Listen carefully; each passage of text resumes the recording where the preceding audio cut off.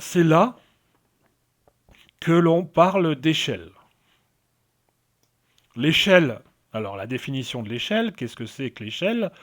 C'est le rapport entre la vie réelle et le dessin. Une échelle, c'est les dimensions dessinées sur les dimensions réelles. Alors, il faudra indiquer sur le dessin l'échelle. On indique comment l'échelle. Soit on l'indique de toutes lettres, donc on écrit, il y a toujours sur un dessin ou sur une carte ce rapport à l'échelle. Donc on écrit soit échelle ou alors ECH, point, et on indique l'échelle qu'on a utilisée. Il y a des valeurs qu'on utilise plus que d'autres. Et il y a des valeurs, on appelle ça des valeurs usuelles. C'est-à-dire qu'on a un demi, un sur 2, un sur 3, un sur 5, un sur 10, etc. etc. On n'a pas de valeur, on ne va pas s'amuser à créer une valeur de 1 sur 7. Il n'y a pas d'intérêt. Donc on va garder cette liste-là. C'est les valeurs qui sont le plus souvent utilisées. Si vraiment on a besoin d'un autre rapport, ça rentre dans le cadre de l'exception, mais c'est vraiment pas commun. Et il n'y a pas d'intérêt.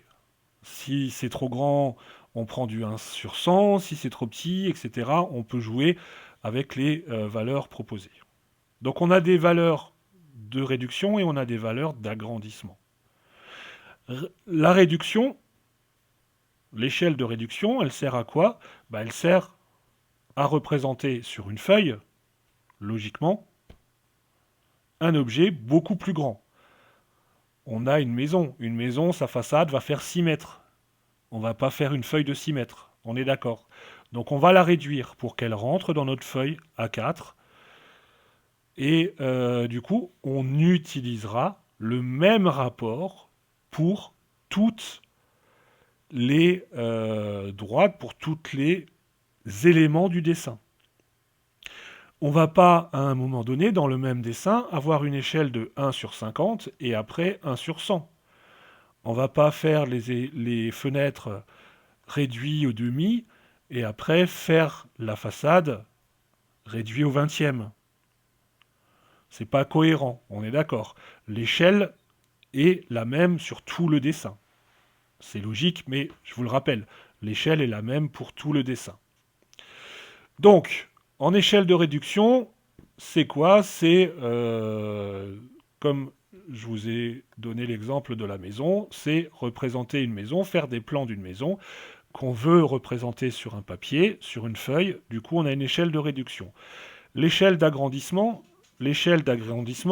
est une échelle qui, en fait, permet d'agrandir ce qu'on veut représenter. Quel est l'exemple? On a, par exemple, envie de représenter un schéma de carte imprimée. On a envie de représenter, par exemple, l'implantation d'une carte mémoire ou d'un circuit imprimé d'un ordinateur. Donc là, on va l'agrandir.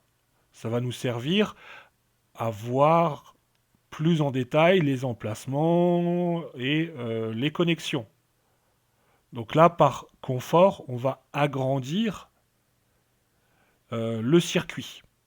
Donc là, on est sur une échelle d'agrandissement.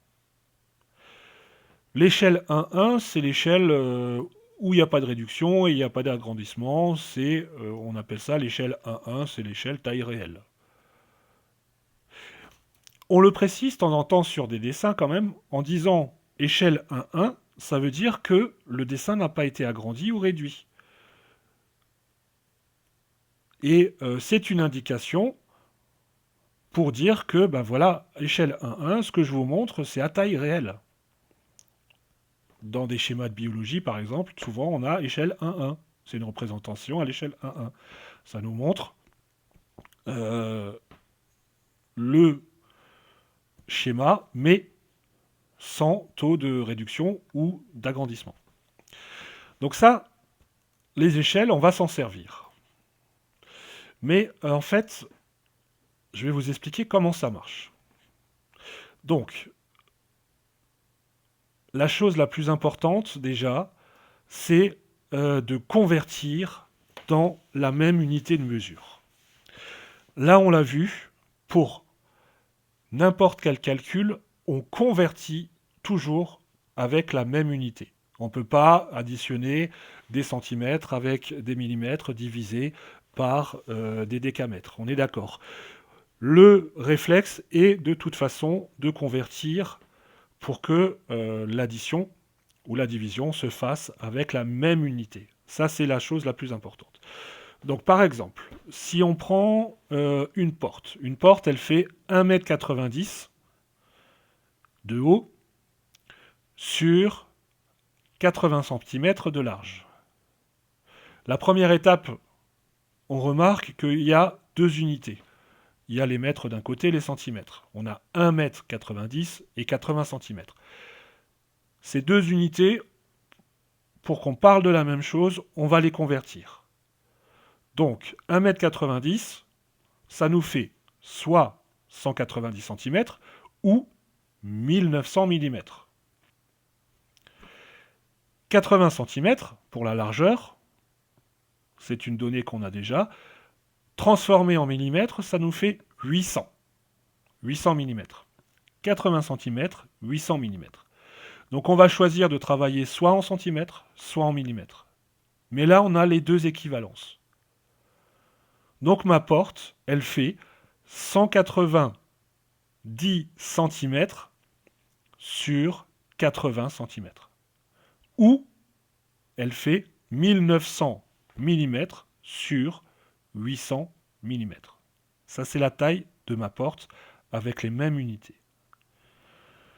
Maintenant, pour faire notre dessin à échelle de réduction, on a une échelle de 1 sur 10. L'échelle de 1 sur 10, c'est le fait de prendre la taille réelle, le 1 là, on le remplace par la taille réelle, et on divise par 10 pour avoir notre valeur qu'on va faire sur le dessin. D'accord ? Donc, qu'est-ce que ça fait ? Ça fait, si on veut une valeur en millimètres, on prend 1900. 1900, je vous rappelle, c'est 1,90 m. Mais 1900, c'est en millimètres. Donc on prend 1900 millimètres qu'on divise par 10, parce qu'on est sur l'échelle 1 sur 10. Donc 1900 divisé par 10, c'est 190 mm. Pour la largeur, c'est pareil. En millimètres, on a une largeur de 800, qu'on divise par 10, ça nous fait 80 mm. Donc sur le dessin à l'échelle 1/10, ma porte fera 190 mm sur 80 mm. Si je transforme ça en centimètres, on est d'accord que 190 mm égale 19 cm par 80 mm égale 8 cm. Donc ma porte, avec une réduction de 1 sur 10, est égale à 19 cm sur 8 cm sur mon dessin. D'accord ? Donc là, si on est vraiment plus à l'aise avec les centimètres, on fait directement le calcul en centimètres. On ne passe pas par l'étape des millimètres, ça ne sert à rien. Donc si on a décidé qu'on allait calculer, qu'on allait mesurer sur notre dessin final en centimètres, on fait directement le calcul en centimètres. Donc le calcul en centimètres, si on avait fait dès le début, on aurait pris 80 cm divisé par 10 égale 8. Ça aurait fait 8 cm. D'accord ? Donc si on décide qu'on est en centimètres, on met directement le calcul en centimètres avant. Alors nous, ce qu'on va faire, c'est qu'on va surtout travailler au centième. Alors le centième, c'est justement l'échelle la plus simple qui existe, la plus facile. Ça nous arrange bien. On débute avec les échelles. Donc l'échelle, pour nous, au centième, c'est la plus pratique.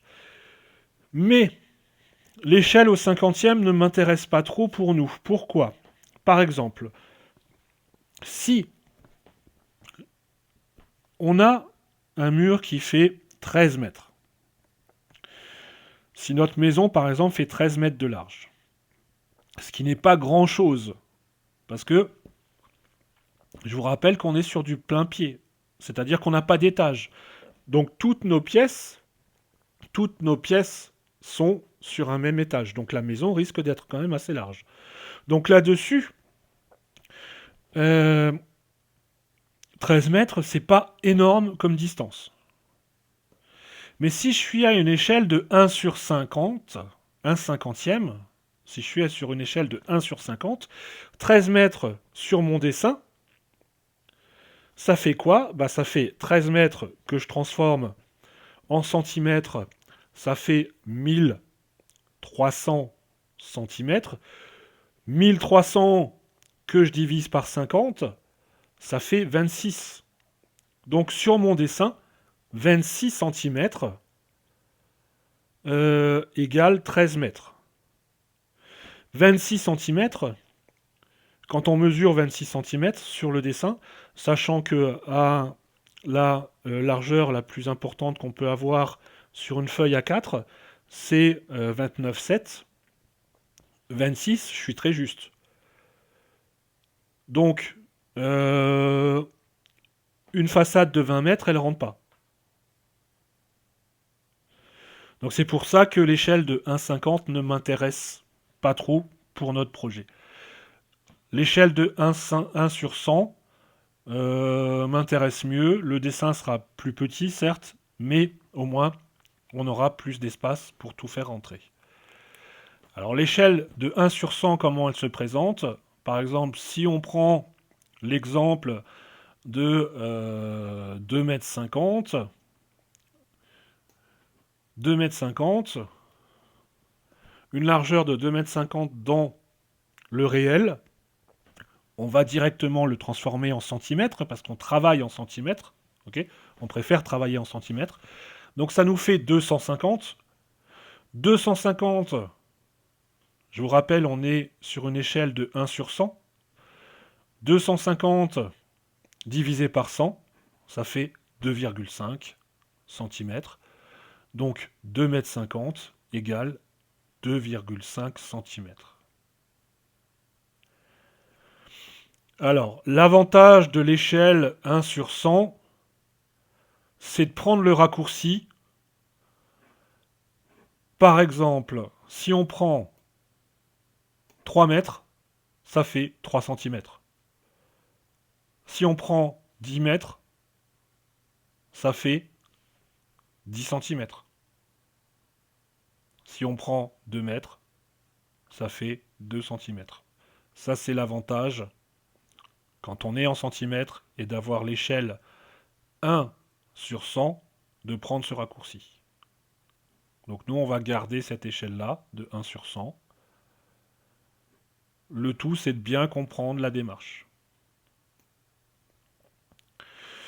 Donc voilà pour notre dessin, à quoi ça ressemble à la fin. Donc je vous rappelle, les murs extérieurs plus épais, les fenêtres symbolisées, les portes indiquées, l'ouverture, des indications sur ce que c'est, la chambre, le salon, etc. Donc notre dessin, notre projet ressemblera à ça. Je vous rappelle, sur papier millimétré et crayon, règle, compas, enfin que des traits à outils. D'accord? Je ne veux pas voir de main levée sur ce dessin. Voilà, je vous laisse continuer là-dessus et merci à vous. À bientôt.